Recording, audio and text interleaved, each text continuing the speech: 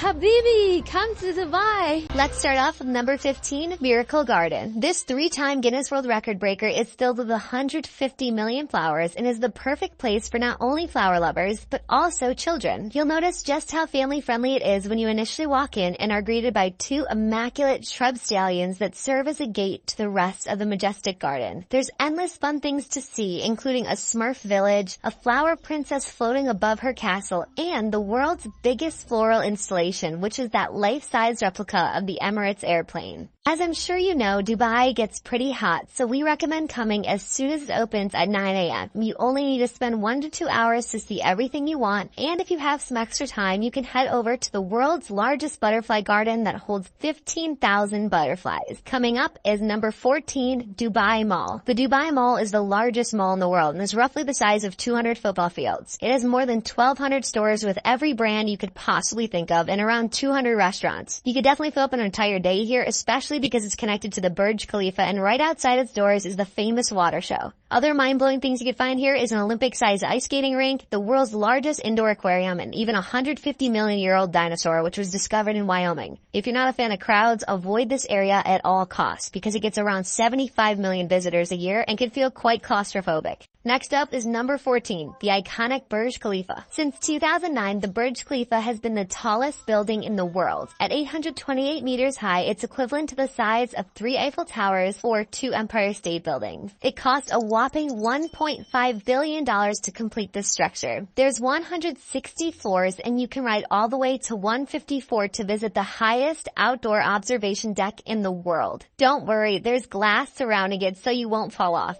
I don't think people realize just how big this building is. If you're standing at its base, you have to crank your head all the way back just to see the tip of it. Hey, might you turn it sideways so I can see? Like how it doesn't even fit in the frame. Oh my god. The building's exterior contains 26,000 glass panels, and I know what you're thinking. How do they keep it so clean? Well, they hire 120 glass cleaners, and it takes them 3 months to clean the entire building. And of course, while you're there, just outside the Burj Khalifa, you can see the world's largest water show. The Dubai Fountain was designed by a California-based company also responsible for the creation of the Bellagio fountains in Las Vegas. It was so cool taking in the water show from above on the observation deck and then seeing it again from the ground floor. The fountains dance every 30 minutes starting at 6 p.m. The Burj lights up in the background and is truly a sight to see. Apparently this spot is also very cool at New Year's when there are fireworks shooting from the building combined with a truly sensational water show. Next we have number 12, Museum of the Future. This has to be one of the coolest buildings we've ever seen, and it makes sense because its nickname is the most beautiful building on Earth. The symbolism behind it, though, makes it even more impressive. The building's circular form represents humanity, the green mound it sits on represents the Earth, and the void in the middle represents our unknown future. Wrapping the outside of the windows are 3 quotes from Sheikh Mohammed, who is the Prime Minister of the UAE and the ruler of Dubai. And these quotes in Arabic are his thoughts and vision for the city's future. The Museum of the Future officially opened to the public in 2022, so it's brand new, and that's why we couldn't even get a ticket to enter. Inside, you can expect to see the future of space travel, robots, innovation, and sustainability. Even if you can't enter the museum, you can still check out the lobby, which looks like you're walking into the future. It's an all-white room with spiral staircases, mesmerizing elevators, and a ceiling that glows up with more Arabic quotes. Personally, the best time to visit is at sunset, and when it gets dark, this entire structure glows in the night with the city shining all around it. Up next is number 11, the unbelievable Palm Jumeirah. There are 3 man-made islands off the coast of Dubai, but the biggest and most famous is the Palm Jumeirah. This palm tree-shaped island stretches 5 kilometers into the Arabian Gulf, and it's so massive that you can see it from space. To create this, they blasted 7 million tons of rock from a nearby mountain and dug up sand below the Persian Gulf. It cost $12 billion and took 6 years to build. The famous Atlantis stands at the front of the palm, and here you can have a full day of fun at the water park, which broke the world record for most water slides. We actually did spend a day here, and it was an absolute blast. I think if you have kids, this is the perfect spot to get some of their energy out. Definitely visit the Tower of Neptune first to go on the Leap of Faith, Atlantis' most famous water slide. If you're an adrenaline junkie and want to go skydiving, I don't know of many other places that you can skydive with a view like this one. This is actually the only way to see the palm from above other than taking a helicopter ride. Let us know in the comments below if you've gone skydiving in Dubai, because we would love to hear your opinion. Let's move on to number 10, rooftop bars and pools. Dubai is all about that go big or go home mentality, and they definitely didn't skimp out on rooftop pools and bars. Of course, Dubai holds 2 more records. First, it has the world's highest infinity pool, and second, it has the world's highest 360-degree infinity pool called Aura Sky Pool. The one we really wanted to visit was the Aura Sky Pool, but of course it was booked out for 2 weeks when we were there, so please make sure to book reservations far in advance. If you like to drink alcohol with city views, we have heard great things about Level 43 Sky Lounge, which is located on the roof of the Sheraton Hotel. This Sky Lounge overlooks Sheikh Zayed Highway, which is this famous road that connects all 7 Emirates in the UAE. It has an astounding 14 lanes, and during your time in Dubai, you will definitely spot supercars flying down this highway. Now on to number 9, the Dubai frame. To be completely honest with you guys, at first I thought the concept of a gold-plated giant picture frame in the middle of the city was a little odd. I kinda didn't want to go, but then I found out what it symbolized. The Dubai frame represents a connection between both the past and the present in this rapidly changing city. When you're at the top of the building, on one side you'll see old Dubai where everything began, and on your other side you're going to be seeing the most futuristic city in the world that has just been built in the last 40 years' time. When you walk outside that elevator, the floors are actually censored, so when you step on them, they turn clear and you can see all the way to the ground below you. Even gave us a pretty good adrenaline rush stepping on those floors.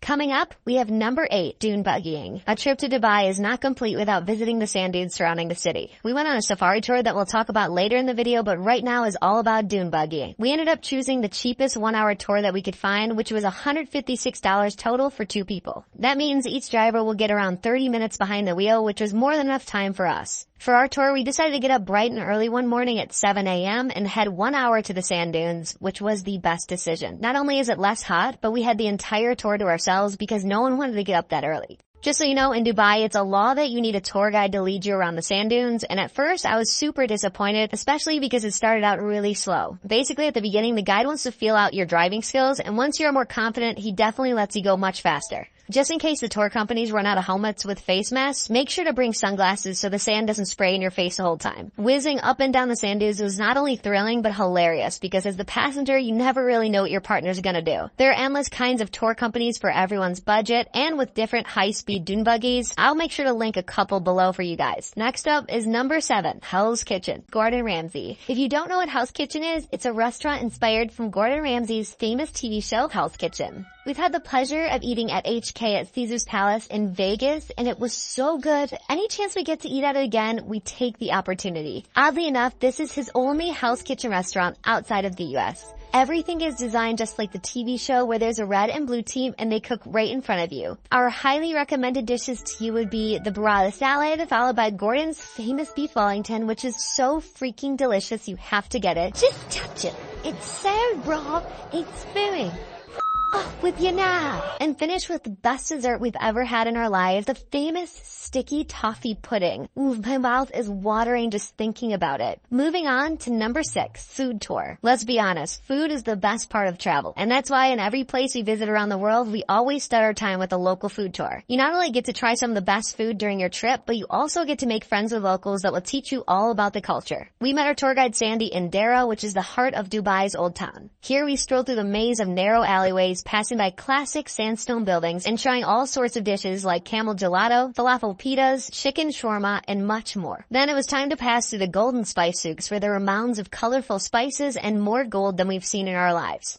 Lastly, we crossed the Dubai Creek on traditional boats to visit Burj Dubai and have delicious meze platters and some fresh squeezed orange juice. Throughout our experience, Sandy was begging us to try the camel burger, but Anna had zero interest because that's her favorite animal. Of course, I'm willing to try a bite of just about anything, so Sandy brought us to the most famous spot for camel burgers. To be honest, I felt guilty the entire time because in this restaurant, you are surrounded by tons of cute camel artwork and wallpaper. Visiting the old town of Dubai was such a breath of fresh air, especially when you're surrounded by skyscrapers all day. Now let's move on to number 5, jet skiing. Although you can jet ski anywhere in the world, there are very few places that offer as epic of a skyline as jet skiing in Dubai does. Within 1 hour, we were able to see the Burj Al Arab, the Atlantis, and the massive Dubai skyline with the Burj Khalifa in it. We booked a 1-hour session in the morning, and let me tell you, I don't think it was enough, we recommend going in the morning at 9 a.m. Not only is it a great way to wake up, but the waves are the calmest at that time. Even though sunset sounds like it would be nice and fun, the water gets super choppy and it's way more crowded, which allows you less room to go wild. Either way, you can't get too wild because it's a requirement in Dubai to jet ski with a tour guide, but our guy was super chill and Ian reached 70 miles per hour on his jet ski, so they're not extremely restrictive. Number 4, Dubai Marina and beaches. Dubai is probably one of the most well-rounded cities in the world. You have world record breakers for pretty much any category, beautiful architecture, old and new, deserts, and more fun than you could feel in a lifetime. But to have all this and be right next to the Persian Gulf with amazing beaches, you really can't beat it.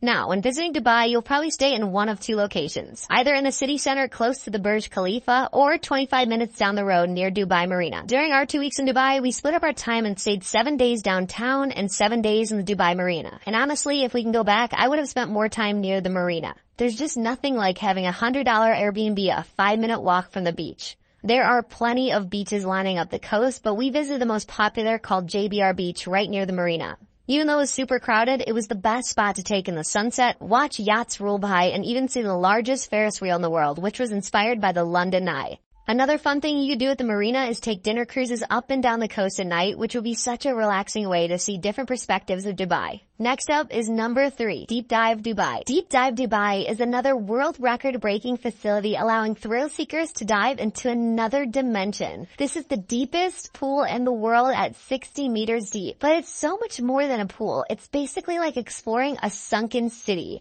It seems like there are so many rooms and crevices filled with unique things to do. There's even a game room where you can play foosball or chess. That is like all my favorite things combined in one place. Deep Dive Dubai is the one thing I really wanted to do. Unfortunately, it's a bit expensive and it was all booked up while we were there. All the more reason to visit again though. Next up, number 2, Abu Dhabi. Even though this one isn't located in Dubai, an Abu Dhabi day trip is a must-do. Abu Dhabi is the largest emirate and also the capital city of the UAE. If Dubai is a financial and tourism hub, then Abu Dhabi is the oil capital. And that's because 96% of the country's oil is found in this one emirate. Right now, to visit Abu Dhabi, you need a COVID test, but most tour companies will help you set one up at your hotel beforehand. After driving an hour and a half from Dubai to Abu Dhabi, you can first stop at the Louvre Museum. If you haven't noticed, Dubai likes to copycat a lot of famous landmarks around the world, and they went over the top for the Louvre. Just for the name itself, the UAE paid France $500 million for a 30-year contract.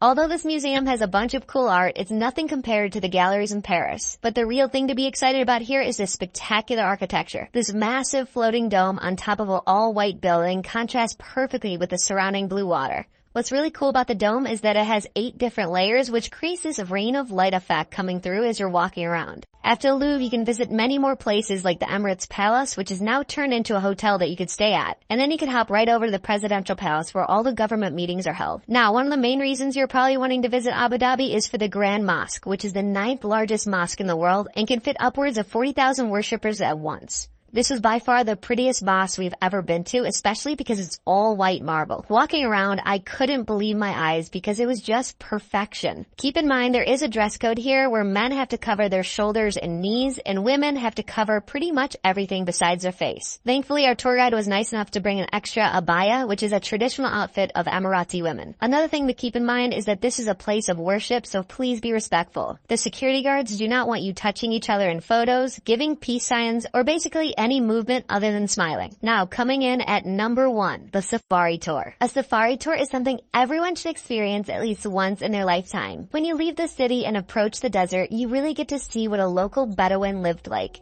Bedouins are nomadic Arab tribes who have historically inhabited the desert regions. Although there aren't many native Bedouins left in the UAE, their traditions are passed down and celebrated with visitors. If you have a layover or just a short amount of time in Dubai, you should definitely book a desert safari tour. Here's everything that's included. First, you'll get picked up from your accommodation. It's about an hour drive to the desert, and the first thing offered is camel riding. Although we skipped the camel riding, we did get to say hi to some baby camels. After all, they are my favorite land animal. Next, we rode in a D-Class vintage Mercedes throughout the sand dunes, which was so much fun. It was a total vibe, especially once the most beautiful sun began setting. Along the ride, we spotted wild gazelles and even the incredible Arabian oryx. The Arabian oryx were so cool, I can't even describe it. These are the official animal of the UAE, and their extremely long straight horns will truly blow you away. When